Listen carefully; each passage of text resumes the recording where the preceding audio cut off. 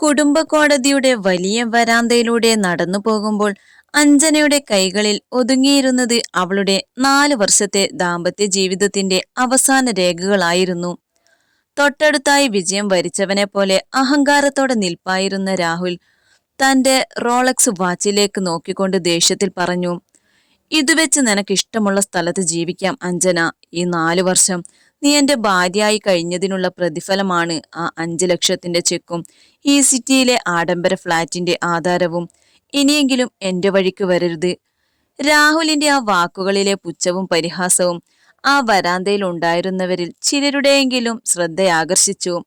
എന്നാൽ ആ വാക്കുകൾ കേട്ട് അഞ്ജന കരയുകയോ തളരുകയോ ചെയ്തില്ല. പകരം അവളുടെ അധരങ്ങളിൽ വിരിഞ്ഞത് തികച്ചും നിഗൂഢമായൊരു പുഞ്ചിരിയായിരുന്നു.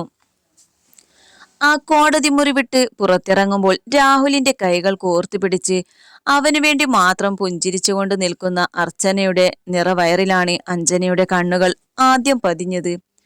താൻ ഏറെ കൊതിച്ച, എന്നാൽ രാഹുൽ ക്രൂരമായി നിഷേധിച്ച ആ മാതൃത്വത്തിന്റെ പൂർണ്ണത മറ്റൊരുവൾക്ക് മുന്നിൽ പ്രദർശിപ്പിക്കപ്പെടുന്നത് കണ്ടപ്പോൾ അഞ്ജനയുടെ ഉള്ളിലെ എരിഞ്ഞുയർന്ന പ്രതികാരത്തിന്റെ അഗ്നി പടർന്നു പിടിക്കുകയായിരുന്നു.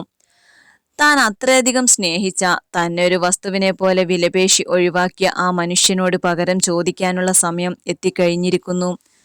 രാഹുൽ പോലും അറിയാത്ത അവന്റെ കുടുംബത്തിന്റെ സാമ്രാജ്യം തന്നെ അടിത്തറയോടെ പിടിച്ചുകൊലുക്കാൻ പോകുന്ന ആ വലിയ രഹസ്യം മനസ്സിൽ ഒതുക്കിക്കൊണ്ട് അഞ്ജന തന്റെ ഫോൺ എടുത്തു. വർഷങ്ങളായി താൻ ഉപയോഗിക്കാതെ മാറ്റിവെച്ചിരുന്ന ആ പഴയ നമ്പർ അവൾ ഡയൽ ചെയ്തു. കുടുംബത്തിന്റെ സമാധാനവും രാഹുലിന്റെ അഹങ്കാരവും ഒരു നിമിഷം കൊണ്ട് തകർത്തെറിയാൻ പോകുന്ന ആ സത്യം പുറത്തു വരുന്നതിന്റെ തുടക്കം മാത്രമായിരുന്നു അത്. വർഷങ്ങളായി ഉപയോഗിക്കാതെ മാറ്റിവെച്ചിരുന്ന ആ പഴയ നമ്പർ അഞ്ജന ഡയൽ ചെയ്തപ്പോൾ ഫോണിന്റെ 60-ാം സെക്കൻഡിൽ മറുതലയ്ക്കൽ നിന്നും ഒരു പരുഷമായ ശബ്ദം കേട്ടു. ആരാ ഇത്? ഈ നമ്പർ ഇപ്പോഴും ആക്റ്റീവാണോ? ഞാനാണ് അഞ്ജന. ശാന്തമായ എന്നാൽ ഉറച്ച സ്വരത്തിലായിരുന്നു അവളുടെ മറുപടി. ഫോണിന്റെ മറുതലയ്ക്കൽ ഏതാനും നിമിഷങ്ങൾ പൂർണ്ണ നിശബ്ദതയായിരുന്നു. തുടർന്ന് അങ്ങേയറ്റത്തെ ഞെട്ടലോടെ ആ മനുഷ്യൻ ചോദിച്ചു, മോളെ അഞ്ജു, നീ എവിടെയാ? നീ വിളിക്കുമെന്ന് ഞാൻ ഒരിക്കലും കരുതിയില്ല. അച്ഛന്റെ ജീവനറ്റതുപോലെ വിറയാർന്ന ആ ശബ്ദം കേട്ടപ്പോൾ അഞ്ജനയുടെ കണ്ണുകൾ ഒന്ന് ഈറനണിഞ്ഞു. പക്ഷെ അത് കണ്ണീരല്ല, മറിച്ച് തന്റെ കൂടപ്പിറപ്പിന്റെയും കുടുംബത്തിന്റെയും അഭിമാനത്തിന്മേൽ കരിനിഴൽ വീഴ്ത്തിയവരോടുള്ള അടങ്ങാത്ത വാശിയായിരുന്നു. എനിക്ക് കരയാൻ സമയമില്ല അച്ഛ. രാഹുൽ എന്നെ ചതിച്ചു. അവൻ മാത്രമല്ല, അവന്റെ അഭിമാന കുടുംബം മുഴുവൻ ചേർന്ന് എന്നെ ഒരു വിലകെട്ട വസ്തുവിനെ പോലെ റോഡിലേക്ക് വലിച്ചെറിഞ്ഞിരിക്കുകയാണ്. അന്ന് നിങ്ങൾ എതിർത്തിട്ടും ഞാൻ അവനെയാണ് തിരഞ്ഞെടുത്തത്. എന്റെ പക്കൽ ഉണ്ടായിരുന്നതെല്ലാം ഞാൻ അവന് തീരെഴുതി കൊടുക്കുകയും ചെയ്തു. എന്നാൽ ഇന്ന് അഞ്ജന വാചകം മുഴുവനാക്കിയില്ല. തൊട്ടടുത്ത കാറിൽ അവളെയും കാത്തിരിക്കുന്ന സഹോദരൻ അരുണും കൂട്ടുകാരി മീരയും അവളെ ഉറ്റുനോക്കുന്നുണ്ടായിരുന്നു. ഫോൺ കട്ട് ചെയ്ത ഉടൻ അഞ്ജന നേരെ ചെന്നത് കാറിലിരുന്ന അരുണിന്റെ അടുത്തേക്കാണ്. അവളുടെ കണ്ണുകളിലെ തീഷ്ണത കണ്ടപ്പോൾ അരുണിന് കാര്യം മനസ്സിലായി. അവൻ തന്റെ ലാപ്ടോപ്പ് തുറന്ന് അഞ്ജനയുടെ നേരെ നീട്ടി. അഞ്ജു, നീ രാഹുലിന്റെ ഓഫീസിനെ കുറിച്ച് അന്വേഷിക്കാൻ പറഞ്ഞില്ലേ? വിവരങ്ങൾ പുറത്തു വന്നിട്ടുണ്ട്. രാഹുൽ ഇപ്പോൾ ഡയറക്ടറായിരിക്കുന്ന ആ കമ്പനിയുടെ പകുതിയിലധികം ഷെയറുകളും വ്യാജ ഒപ്പിട്ട് അർച്ചനയുടെയും അവളുടെ അപ്പന്റെയും പേരിലേക്ക് മാറ്റിക്കഴിഞ്ഞു. നമ്മൾ കരുതിയതിനേക്കാൾ വലിയൊരു സാമ്പത്തിക തട്ടിപ്പാണ് അവൻ നടത്തിയത്. മീര തന്റെ ഡയറി തുറന്നുകൊണ്ട് കൂട്ടിച്ചേർത്തു. ഇത്രയും കാലം രാഹുൽ നടന്നിരുന്ന ബിസിനസ് സാമ്രാജ്യത്തിന്റെ അടിത്തറ നീ കൊടുത്ത പണവും നിന്റെ അച്ഛന്റെ കമ്പനിയുടെ ആസ്തിയുമാണ്. എന്നാൽ ഇപ്പോൾ അവൻ നിന്നെ ഒഴിവാക്കിയത് ഈ കൊള്ളമുതലുകൾ മുഴുവൻ അർച്ചനയ്ക്ക് തീരെഴുതി കൊടുക്കാനാണ്. അഞ്ജനയുടെ ചുണ്ടിൽ വീണ്ടും ആ നിഗൂഢമായ പുഞ്ചിരി വിരിഞ്ഞു. അവൻ എന്നെ റോഡിലേക്ക് ഇറക്കിവിട്ടത് വെറും 50 ലക്ഷം രൂപയുടെ ഔദാര്യം നൽകിയാണെന്നാണ് അവൻ കരുതുന്നത്. പക്ഷെ അവൻ അറിയാത്തൊരു സത്യമുണ്ട്. ആ കമ്പനിയുടെ ലൈസൻസും ഒറിജിനൽ പ്രോപ്പർട്ടി ഡീഡുകളും ഇന്നും എന്റെ കയ്യിൽ തന്നെയാണ്. രാഹുലിന്റെയും അവന്റെ കുടുംബത്തിന്റെയും അവസാനത്തിന്റെ തുടക്കം ഇനി ഇവിടെ നിന്നാണ്. കോടതിയിൽ നിന്ന് മടങ്ങിയ രാഹുലും അർച്ചനയും നേരിട്ടെത്തിയത് രാഹുലിന്റെ ആഡംബര വസതിയിലേക്കായിരുന്നു. രാഹുലിന്റെ മാതാപിതാക്കളായ മാധവൻ മാഷും കൗസല്യയും ചേർന്ന് വലിയൊരു ആരവത്തോടെയാണ് അവരെ സ്വീകരിച്ചത്. അർച്ചനയുടെ കഴുത്തിൽ മാലയിട്ട് കൗസല്യ വീടിന്റെ ഉമ്മറത്തേക്ക് വിളിച്ചു കയറ്റുമ്പോൾ അവരുടെ മുഖത്ത് വിജയം വരിച്ച ഭാവമായിരുന്നു. അഞ്ജനയെ പോലൊരുവളെ അന്ന് നമ്മുടെ കുടുംബത്തിലേക്ക് കയറ്റിയത് വലിയൊരു അബദ്ധമായിരുന്നു. കുറഞ്ഞ ചെലവിൽ ആ ശല്യം ഒഴിവായത് നന്നായി, കൗസല്യ അഭിമാനത്തോടെ പറഞ്ഞു. അവൾക്ക് കൊടുത്ത 50 ലക്ഷം രൂപ പോലും കൂടുതൽ തന്നെയാണ്. രാഹുലിന്റെ ബിസിനസ് വളർച്ചയ്ക്ക് അവൾ ഒരു തടസ്സമായിരുന്നു. ഇനി അർച്ചനയാണ് ഈ വീടിന്റെയും ഈ ബിസിനസിന്റെയും യഥാർത്ഥ രാജ്ഞി. സ്വീകരണ മുറിയിൽ തടിച്ചുകൂടിയ ബന്ധുക്കളുടെയും സുഹൃത്തുക്കളുടെയും ഇടയിൽ രാഹുൽ ഒരു ഹീറോയെ പോലെ പെരുമാറി. താൻ അഞ്ജനയെ വളരെ എളുപ്പത്തിൽ ഒതുക്കിയെന്നും ഇനി തന്റെ വഴിയിൽ തടസ്സങ്ങൾ ഒന്നുമില്ലെന്നും അവൻ കൂട്ടുകാരോട് വീമ്പിളക്കി. അർച്ചനയുടെ നിറവേറിലെ കുഞ്ഞിനെ കാണിച്ച് അവർ ഭാവിയിലെ വലിയ ബിസിനസ് സാമ്രാജ്യത്തിന്റെ സ്വപ്നങ്ങൾ മെനഞ്ഞു. എന്നാൽ ആ ആഘോഷങ്ങൾക്കിടയിലും രാഹുലിന്റെ ഫോൺ പലതവണ റിംഗ് ചെയ്യുന്നുണ്ടായിരുന്നു. കമ്പനിയിലെ ജനറൽ മാനേജറുടെ നമ്പറാണ്. അർജന്റായി ഓഫീസിൽ എത്തണമെന്ന് ആവശ്യപ്പെട്ടുള്ള ആ കോളുകൾ അഹങ്കാരത്തോടെ രാഹുൽ കട്ട് ചെയ്ത് കളഞ്ഞു. ഇതൊക്കെ പിന്നീട് നോക്കാം, ഇന്നെന്റെ വിജയത്തിന്റെ ദിവസമാണ് എന്നായിരുന്നു അവന്റെ മറുപടി. അതേസമയം നഗരത്തിലെ ഒരു നിശബ്ദമായ കോഫി ഷോപ്പിൽ അഞ്ജനയും സഹോദരൻ അരുണും കൂട്ടുകാരി മീരയും ഒരു മേശയ്ക്ക് ചുറ്റും ഗൗരവമായ ചർച്ചയിലായിരുന്നു. മീര തന്റെ ലാപ്ടോപ്പിൽ രാഹുലിന്റെ കമ്പനിയുടെ ലോഗിൻ പരിശോധിച്ചുകൊണ്ട് പറഞ്ഞു, അഞ്ജു, രാഹുലിന്റെ കമ്പനിയിൽ നിന്ന് വലിയൊരു തുക വകമാറ്റി ചിലവഴിച്ചതിന്റെ തെളിവുകൾ കിട്ടിയിട്ടുണ്ട്. അർച്ചനയുടെ അച്ഛന്റെ വ്യാജ കമ്പനിയുടെ അക്കൗണ്ടിലേക്കാണ് പണം പോയിരിക്കുന്നത്. ഇത് സാമ്പത്തിക കുറ്റകൃത്യമാണ്. അരുൺ തന്റെ ഫോണിൽ നിന്ന് ചില രേഖകൾ അഞ്ജനയുടെ മുന്നിലേക്ക് നീട്ടി. നാളെ രാവിലെ രാഹുലിന്റെ കമ്പനിയുടെ ബോർഡ് ഓഫ് ഡയറക്ടേഴ്സ് മീറ്റിംഗ് ഉണ്ട്. അതിൽ വെച്ചാണ് പുതിയ ചെയർമാനായി അർച്ചനയുടെ പേര് പ്രഖ്യാപിക്കാൻ പോകുന്നത്. അഞ്ജനയുടെ കണ്ണുകളിൽ പ്രതികാരത്തിന്റെ പ്രകാശമുണ്ടായിരുന്നു. തങ്ങളെ ചതിച്ചവരുടെയും തന്നെ വില കുറഞ്ഞവളായി ചിത്രീകരിച്ചവരുടെ മേൽ നിയമത്തിന്റെ വാള് വീശാൻ ആ 30കാരി കൃത്യമായ ഒരു മാസ്റ്റർ പ്ലാൻ തയ്യാറാക്കി കഴിഞ്ഞിരുന്നു. രാഹുലിന്റെ ആഡംബര ജീവിതത്തിന്റെ അടിത്തറയിളകാൻ ഇനി മണിക്കൂറുകൾ മാത്രം ബാക്കി. രാവിലെ കൃത്യം 10 മണിക്ക് രാഹുലിന്റെ കമ്പനിയുടെ ഹെഡ്ക്വാർട്ടേഴ്സിലെ കോൺഫറൻസ് ഹാൾ ആഡംബരത്തോടെ തിളങ്ങി നിന്നു. വലിയൊരു ബിസിനസ് സാമ്രാജ്യത്തിന്റെ പരമാധികാരം ഔദ്യോഗികമായി അർച്ചനയിലേക്ക് കൈമാറുന്ന ചടങ്ങാണ് നടക്കുന്നത്. ബോർഡ് ഓഫ് ഡയറക്ടേഴ്സും പ്രമുഖ ഷെയർ ഹോൾഡർമാരും പങ്കെടുക്കുന്ന ആ യോഗത്തിൽ രാഹുൽ വലിയൊരു വിജയഭാവത്തിൽ മുഖ്യപീഠത്തിൽ ഇരുന്നു. അർച്ചനയും അഭിമാനത്തോടെ അദ്ദേഹത്തിന് തൊട്ടടുത്തായി സ്ഥാനമുറപ്പിച്ചു. രാഹുൽ എഴുന്നേറ്റ് നിന്ന് മൈക്ക് കയ്യിലെടുത്തു. നമ്മുടെ കമ്പനിയെ ഇന്നത്തെ നിലയിലേക്ക് വളർത്തിയെടുക്കുന്നതിൽ വലിയ പങ്ക് വഹിച്ചവരാണ് നമ്മൾ. കഴിഞ്ഞ 4 വർഷത്തെ ചില അനാവശ്യ പ്രതിസന്ധികളും തടസ്സങ്ങളും കാരണം നമ്മുടെ വളർച്ച ചെറുതായി മന്ദഗതിയിലായിരുന്നു. എന്നാൽ ഇന്ന് ആ തടസ്സങ്ങളെല്ലാം പൂർണ്ണമായി നീക്കം ചെയ്തിരിക്കുന്നു. നമ്മുടെ പുതിയ കമ്പനി ഡയറക്ടറായി അർച്ചനയെ ഔദ്യോഗികമായി ഞാൻ പ്രഖ്യാപിക്കുന്നു. ഹാളിൽ ഉയർന്ന കയ്യടികൾക്കിടയിൽ രാഹുൽ പുഞ്ചിരിയോടെ അർച്ചനയ്ക്ക് നേരെ തിരിഞ്ഞു. എന്നാൽ ആ കയ്യടികൾ പൂർണ്ണമാകും മുമ്പ് ആ മീറ്റിംഗ് ഹാളിന്റെ വലിയ ഗ്ലാസ് വാതിലുകൾ ആരോ ശക്തിയായി തള്ളി തുറക്കുന്ന ശബ്ദം കേട്ട് എല്ലാവരുടെയും നോട്ടം ആ വാതിലിലേക്ക് നീണ്ടു. അവിടെ ആത്മവിശ്വാസത്തോടെ തല ഉയർത്തി നിൽക്കുന്നത് അഞ്ജനയായിരുന്നു. അവളുടെ ഇരുവശത്തുമായി സഹോദരൻ അരുണും കൂട്ടുകാരി മീരയും പ്രമുഖ ലീഗൽ അഡ്വൈസറും ഉണ്ടായിരുന്നു. ആ കാഴ്ച കണ്ട് രാഹുലിന്റെ മുഖത്തെ പുഞ്ചിരി ഒറ്റ നിമിഷം കൊണ്ട് മാഞ്ഞുപോയി. അവന്റെ ചുണ്ടുകൾ വിറച്ചു. അഞ്ജന, നീ ഇവിടെ എങ്ങനെ? സുരക്ഷാ ജീവനക്കാർ ഇവിടെ, രാഹുൽ പരിഭ്രാന്തിയോടെ അലറി. അഞ്ജന ശാന്തമായ നടപ്പിൽ ഹാളിന്റെ മുന്നിലേക്ക് വന്നു. രാഹുലിന്റെ മുന്നിലിരുന്ന ഡയറക്ടറുടെ ചെയറിലേക്ക് ഒന്ന് നോക്കി പുഞ്ചിരിച്ചുകൊണ്ട് അവൾ പറഞ്ഞു, സുരക്ഷാ ജീവനക്കാർ പുറത്തുണ്ട് രാഹുൽ, പക്ഷേ അവർ നിന്റെ ഗാർഡുകളല്ല, മറിച്ച് ഈ കമ്പനിയുടെ യഥാർത്ഥ ഉടമസ്ഥന്റെ ലീഗൽ ടീമാണ്. രാഹുൽ ദേഷ്യത്തോടെ എഴുന്നേറ്റു. നീ എന്തൊക്കെയായി പറയുന്നേ? കോടതിയിൽ വെച്ച് പണം വാങ്ങി ഒപ്പിട്ട് തന്നതല്ലേ? ഈ കമ്പനിയുമായി ഇനി നിനക്ക് ഒരു ബന്ധവുമില്ല.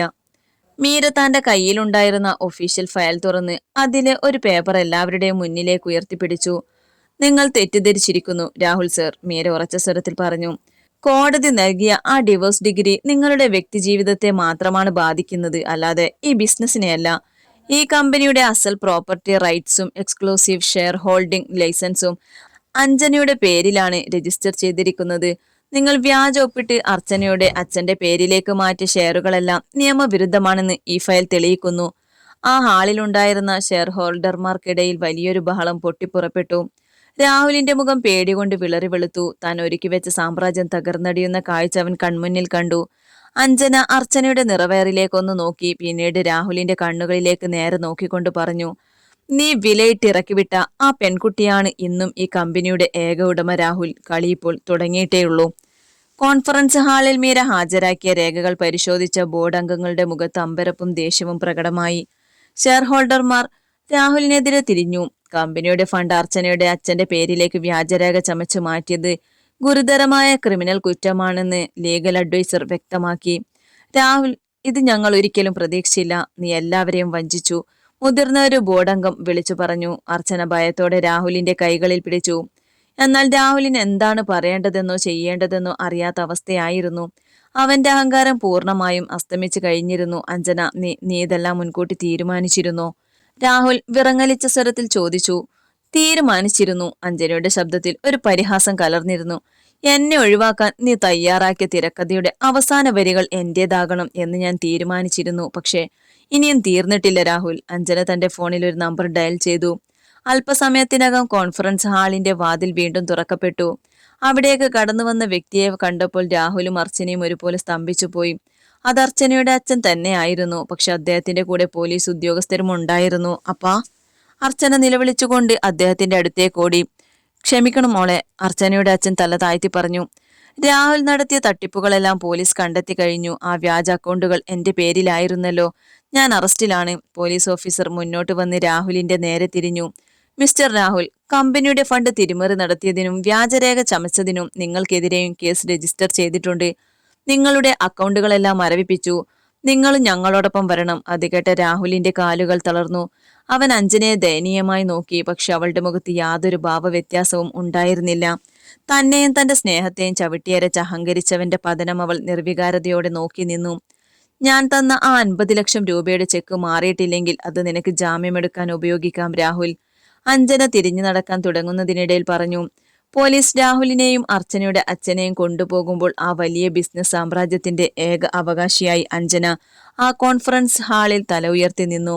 എന്നാൽ അവളുടെ യുദ്ധം ഇനിയും അവസാനിച്ചിരുന്നില്ല. രാഹുലിന്റെ കുടുംബത്തിന്റെ തനിനിറം പുറത്തു കൊണ്ടുവരേണ്ടതുണ്ടായിരുന്നു. രാഹുലിന്റെ അറസ്റ്റും കമ്പനി തകർന്ന വാർത്തയും മണിക്കൂറുകൾക്കകം നഗരത്തിൽ കാട്ടുതീ പോലെ പടർന്നു. ആഡംബര വസതിയിൽ മകന്റെ വിജയവും പുതിയ മരുമകളുടെ വരവും ആഘോഷിക്കാൻ ഒരുങ്ങി നിന്ന മാധവൻ മാഷിനും കൗസല്യക്കും ഇതൊരു ഇടിമിന്നൽ പോലെയായിരുന്നു. TV ചാനലുകളിൽ രാഹുലിന്റെയും അർച്ചനയുടെ അച്ഛന്റെയും അറസ്റ്റ് വാർത്ത ബ്രേക്കിംഗ് ന്യൂസായി ഓടിക്കൊണ്ടിരുന്നു. കൗസല്യ നെഞ്ചത്തടിച്ച് കരയാൻ തുടങ്ങി. മാധവൻ മാഷാകട്ടെ താൻ നാട്ടിൽ കൊണ്ടുനടന്ന മാന്യതയും ഒറ്റ നിമിഷം കൊണ്ട് തകർന്നു പോയതിന്റെ ഞെട്ടലിൽ സോഫയിലേക്ക് തളർന്നിരുന്നു. എന്റെ മോൻ എന്തു പറ്റി? ആരാണിതിന് പിന്നിൽ? കൗസല്യ വാവിട്ട് കരഞ്ഞു. ആ സമയത്താണ് ആഡംബര കാർ ആ ഗേറ്റ് കടന്ന് മുറ്റത്തേക്ക് വന്നു നിന്നത്. കാറിന്റെ ഡോർ തുറന്ന് പുറത്തിറങ്ങിയത് അഞ്ജനയായിരുന്നു. കൂടെ സഹോദരൻ അരുണും കൂട്ടുകാരി മീരയും ഉണ്ടായിരുന്നു.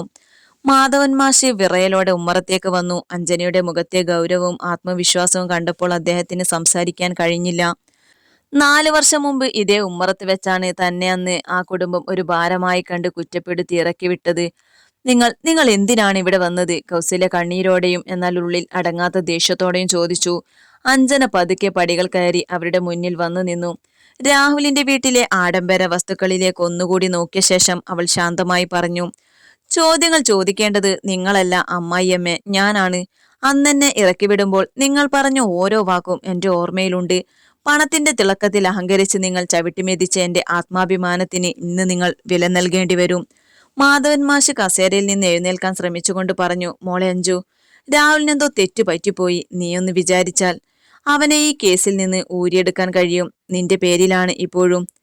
എന്റെ പേരിലാണ് എല്ലാമെന്ന് നിങ്ങൾക്കറിയാമല്ലേ? അഞ്ജനയുടെ ചുണ്ടിൽ പരിഹാസത്തിന്റെ പുഞ്ചിരി വിരിഞ്ഞു. പക്ഷെ ആ കമ്പനിയോ ഈ ആഡംബര വീടോ രാഹുലിന് തിരികെ കിട്ടില്ല. കാരണം ഈ വീടിന്റെ ആധാരം ബാങ്കിൽ പണയം വെച്ചാണ് രാഹുൽ കഴിഞ്ഞ മാസം പുതിയ ബിസിനസ് തുടങ്ങിയത്. ആ ബാങ്ക് ലോൺ അടയ്ക്കാൻ കഴിയാത്തതിനാൽ നാളെ രാവിലെ ഈ വീടും ലേലത്തിൽ പോകും. അത് കേട്ട മാധവൻ മാഷും കൗസല്യയും വിറങ്ങലിച്ചു പോയി. തങ്ങൾ അനുഭവിച്ച എല്ലാ സുഖലോലുപതകളും മിനിറ്റുകൾക്കകം നിലത്തിനാദ്യം പൊടിയാൻ പോവുകയാണ്. അഞ്ജനയുടെ പകരം വീട്ടലിന്റെ അടുത്ത ഘടകം വിജയത്തിലേക്ക് നീങ്ങിക്കഴിഞ്ഞിരുന്നു. തടവറയുടെ ഇരുണ്ട കമ്പഴിക്കുള്ളിൽ ഇരിക്കുമ്പോൾ രാഹുലിന്റെ കൺമുന്നിൽ തന്റെ പഴയ ജീവിതത്തിന്റെ ഓർമ്മകൾ സിനിമാ കഥ പോലെ വന്നുപോയി. അഞ്ജനെ വെറും 50 ലക്ഷം രൂപയുടെ ചെക്ക് നൽകി പടിയടച്ച് പിന്തള്ളുമ്പോൾ താനൊരു വലിയ വിജയം നേടിയെന്നാണ് അവൻ കരുതിയത്. എന്നാൽ ആ അഹങ്കാരത്തിന്റെ ആയുസ് വെറും ഏതാനും മണിക്കൂറുകൾ മാത്രമായിരുന്നു. കമ്പനിയും വീടും നഷ്ടപ്പെട്ട് ഇപ്പോൾ കള്ളപ്പണം വെളുപ്പിക്കൽ കേസിൽ പ്രതിയായി ജയിലിൽ കഴിയേണ്ടി വന്നിരിക്കുന്നു. അതേസമയം രാഹുലിന്റെ വീട്ടിൽ നിന്ന് പുറത്താക്കപ്പെട്ട അർച്ചന തന്റെ കുടുംബ വീടിന്റെ വരാന്തയിലിരുന്ന് വാവിട്ട് കരയുകയായിരുന്നു. അവളുടെ അച്ഛൻ ജയിലിലാണ്. ഒപ്പം രാഹുലിന്റെ അറസ്റ്റും കുടുംബത്തിന്റെ തകർച്ചയും അവളെ മാനസികമായി തകർത്തിരുന്നു. താൻ മോഹിച്ച ആഡംബര ജീവിതവും കോടികളുടെ സാമ്രാജ്യവും ഒരു മായക്കാഴ്ച പോലെ കൺമുന്നിൽ അലിഞ്ഞു പോയത് അവൾക്ക് വിശ്വസിക്കാൻ കഴിഞ്ഞില്ല. അർച്ചനയുടെ ഫോൺ ശബ്ദിച്ചു. രാഹുലിന്റെ അമ്മ കൗസല്യയാണ് വിളിക്കുന്നത്.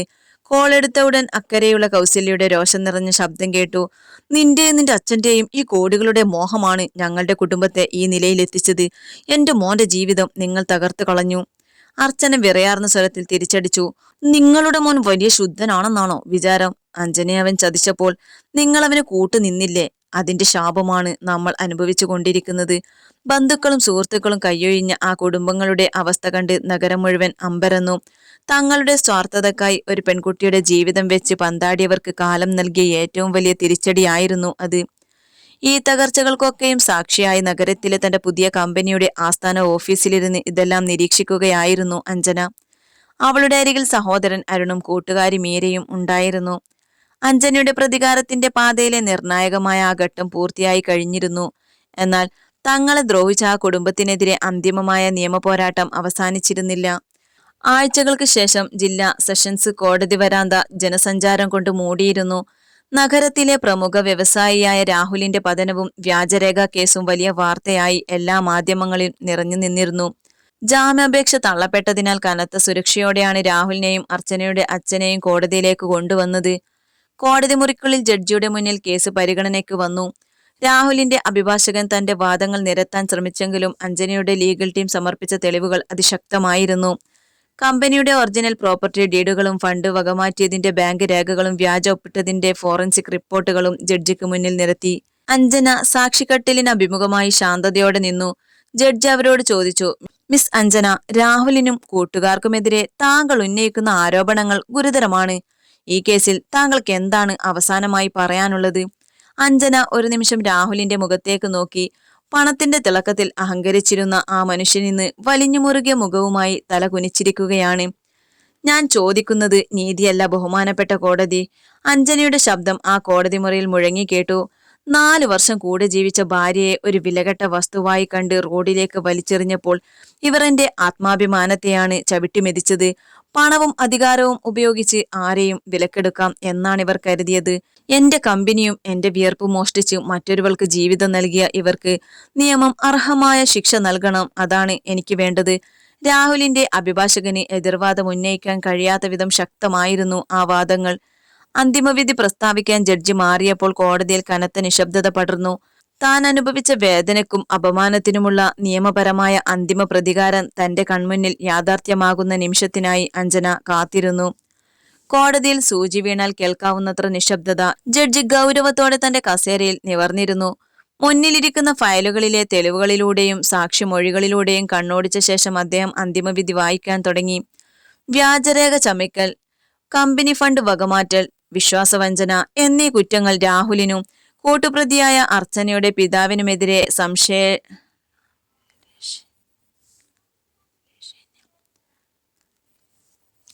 വിശ്വാസവഞ്ചന എന്നീ കുറ്റങ്ങൾ രാഹുലിനും കൂട്ടുപ്രതിയായ അർച്ചനയുടെ പിതാവിനുമെതിരെ സംശയലേശേന തെളിഞ്ഞിരിക്കുന്നു. സാമ്പത്തിക തിരിമറികൾക്കും നിയമവിരുദ്ധ പ്രവർത്തനങ്ങൾക്കും ഇവർ അർഹമായ ശിക്ഷ അനുഭവിക്കേണ്ടതുണ്ട്. ജഡ്ജിയുടെ ഓരോ വാക്കും രാഹുലിന്റെ നെഞ്ചിലേക്കാണ് ഇടിച്ചിറങ്ങിയത്. കൗസല്യയും മാധവമാഷും കോടതിയുടെ പിൻവരാന്തയിൽ നിന്ന് കണ്ണീരോടെ ആ വിധി കേട്ടുനിൽപ്പുണ്ടായിരുന്നു. പ്രധാന പ്രതിയായ രാഹുലിന് 7 വർഷം കഠിന തടവും കമ്പനി ഫണ്ടിൽ നിന്ന് തട്ടിയെടുത്ത തുക മുഴുവൻ പലിശ സഹിതം ഈടാക്കാനും കോടതി ഉത്തരവിടുന്നു. കൂട്ടുപ്രതിക്ക് 3 വർഷം തടവും വിധിക്കുന്നു. വിധി പ്രസ്താവിച്ചുകൊണ്ട് ജഡ്ജി തന്റെ പേന മേശപ്പുറത്ത് വെച്ചു. കോടതി ജീവനക്കാർ രാഹുലിന്റെയും കൂട്ടുപ്രതിയുടെയും കൈകളിൽ വിലങ്ങണിയിക്കാൻ മുന്നോട്ട് വന്നു. അഞ്ജനയെ അവസാനമായി ഒന്ന് നോക്കാൻ പോലും കഴിയാതെ അപമാനഭാരത്താൽ തലകുനിച്ചുകൊണ്ട് രാഹുൽ പോലീസ് വണ്ടിയിലേക്ക് കയറാൻ നടന്നു. കോടതി മുറിക്ക് പുറത്തേക്ക് ഇറങ്ങുമ്പോൾ അഞ്ജനയുടെ മുഖത്ത് ആഹ്ലാദത്തിന്റെ തിളക്കമല്ല, മറിച്ച് എല്ലാം അവസാനിപ്പിച്ചതിന്റെ ഒരു വലിയ ആശ്വാസമായിരുന്നു ഉണ്ടായിരുന്നത്. അരുണും മീരയും അവളുടെ തോളിൽ തട്ടി ആത്മവിശ്വാസം പകർന്നു. എല്ലാം അവസാനിച്ചു അഞ്ജു, നീ ജയിച്ചു, മീര പുഞ്ചിരിച്ചുകൊണ്ട് പറഞ്ഞു. അഞ്ജന ആകാശത്തേക്കൊന്ന് നോക്കി ദീർഘമായി ശ്വാസമെടുത്ത് പറഞ്ഞു, ഇതെന്റെ വിജയമല്ല മീര, ചതിച്ചവന് കാലം നൽകിയ മറുപടിയാണിത്. ഇനി എനിക്ക് തിരിഞ്ഞു നോക്കേണ്ടി വരില്ല. എന്റെ പുതിയ ജീവിതം ഇവിടെ തുടങ്ങുകയാണ്. കോടതിയുടെ വിധി വന്നു. മാസങ്ങൾ കഴിഞ്ഞിരിക്കുന്നു. നഗരത്തിലെ തിരക്കുകളിൽ നിന്ന് മാറി ശാന്തസുന്ദരമായ ഒരു തീരപ്രദേശത്ത് രാവിലത്തെ ഇളംവെയിലിൽ കടലിനെ നോക്കി നിൽക്കുകയായിരുന്നു അഞ്ജന. അവളുടെ മുഖത്ത് പഴയ ആ വേദനയുടെയോ പകയുടെയോ നിഴലുകൾ പോലും ഉണ്ടായിരുന്നില്ല. പകരം സ്വന്തം കാലിൽ ഉറച്ചു നിൽക്കുന്ന ഒരു സ്ത്രീയുടെ തിളക്കവും ആത്മവിശ്വാസവും മാത്രം. രാഹുലിന്റെ തകർന്നടിഞ്ഞ ബിസിനസ് സാമ്രാജ്യം ഇപ്പോൾ അഞ്ജനയുടെ നേതൃത്വത്തിൽ വീണ്ടും പച്ചപിടിച്ചിരിക്കുന്നു. പക്ഷെ ഇത്തവണ അത് വെറുമൊരു കമ്പനിയല്ല, മറിച്ച് അടിച്ചമർത്തപ്പെടുന്ന സ്ത്രീകൾക്കും ചതിക്കപ്പെടുന്നവർക്കും നിയമപരമായി പിന്തുണ നൽകുന്ന ഒരു വലിയ സംരംഭമായി അത് മാറിയിരുന്നു. സഹോദരൻ അരുണും കൂട്ടുകാരി മേരിയും ആ സ്ഥാപനത്തിന്റെ അമരത്ത് അവളുടെ വലങ്കയ്യായി ഒപ്പമുണ്ട്. അതേസമയം ജയിലറക്കുള്ളിൽ രാഹുൽ തന്റെ തെറ്റുകളെ കുറിച്ചോർത്ത് പശ്ചാത്തപിച്ചു കഴിയുന്നു. പണത്തിന്റെയും അഹങ്കാരത്തിന്റെയും പുറത്ത് താൻ ചവിട്ടിമെതിച്ച ആ മനുഷ്യ സ്നേഹത്തിന്റെ വില എന്തായിരുന്നുവെന്ന് അവൻ വൈകിയാണ് തിരിച്ചറിഞ്ഞത്. പുറത്തു വന്ന അർച്ചനയും അവളുടെ കുടുംബവും സമൂഹത്തിന്റെ മുന്നിൽ ഒറ്റപ്പെടുകയും ചെയ്തു. അഞ്ജനയുടെ ഫോൺ ശബ്ദിച്ചു. കമ്പനിയിലെ പുതിയൊരു പ്രോജക്റ്റിന്റെ ഉദ്ഘാടന വിശേഷങ്ങളുമായി അരുണാണ് വിളിക്കുന്നത്. ഫോൺ കട്ട് ചെയ്തുകൊണ്ട് അഞ്ജന തന്റെ കയ്യിലെ ഡയറി തുറന്നു. ആദ്യ താളിൽ അവൾ കുറിച്ചു വെച്ചിരുന്നു, ചതിയും വഞ്ചനയും തളർത്തുന്നത് നമ്മുടെ ആത്മാവിനെയല്ല, മറിച്ച് നമ്മിലെ കരുത്തിനെയാണ്. വീണുപോകും എന്ന് കരുതിയെടുത്തു നിന്ന് തല ഉയർത്തിപ്പിടിച്ച് നടന്ന് കയറുന്നതാണ് ഏറ്റവും വലിയ പ്രതികാരം. കടലിൽ നിന്ന് വീശിയടിച്ച തെന്നലിൽ തന്റെ മുടിത്തുമ്പുകൾ ഒതുക്കിക്കൊണ്ട് ജീവിതത്തിന്റെ പുത്തൻ വിജയഗാഥയിലേക്ക് അഞ്ജന ആത്മവിശ്വാസത്തോടെ ചുവടുവെച്ചു.